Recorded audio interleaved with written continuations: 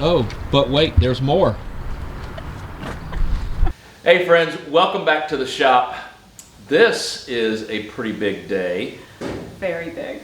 Yeah, if you are a regular friend to the channel, you know that Project Clara has been on the lift for months, waiting her turn to get into the chemical bath. She needs a spa day so badly. Man, those rust calluses. I think she's gonna lose a little bit more than just calluses. She's gonna lose some layers of skin, unfortunately. But we are going to go ahead and hopefully get Clara on the trailer and then get it prepared to go over to American Metal Cleaning. Get one step further along in this process. So follow along. Hopefully this goes smooth. We have no idea. We've never practiced or rehearsed this. We don't know. Well, the idea is sound. It is sound, yes. It's a sound the logic is there. We'll see if the execution goes through with it. I had to say that. I had to say that. All right, let's get busy.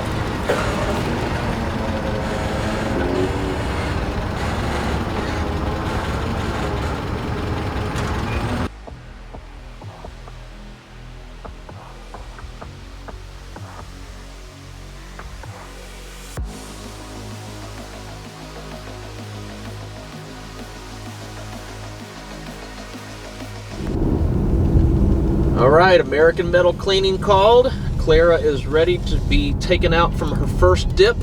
So we are back, ready to watch it happen. Go too fast. There's a little tiny hole in the roof to let the air, let the chemical get in. You go too fast, it suck that roof in. An oil can. Makes sense. This car is not too bad as far as volume of area under there.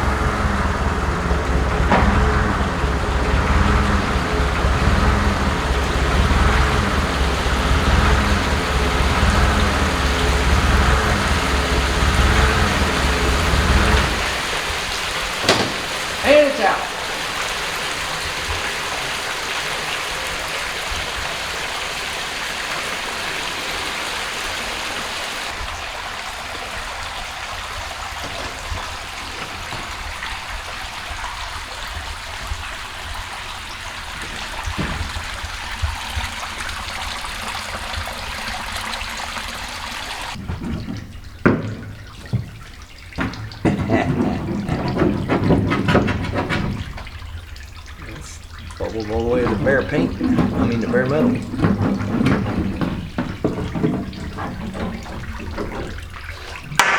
I'll send you a picture after we wash this, Okay. so you can see what came off.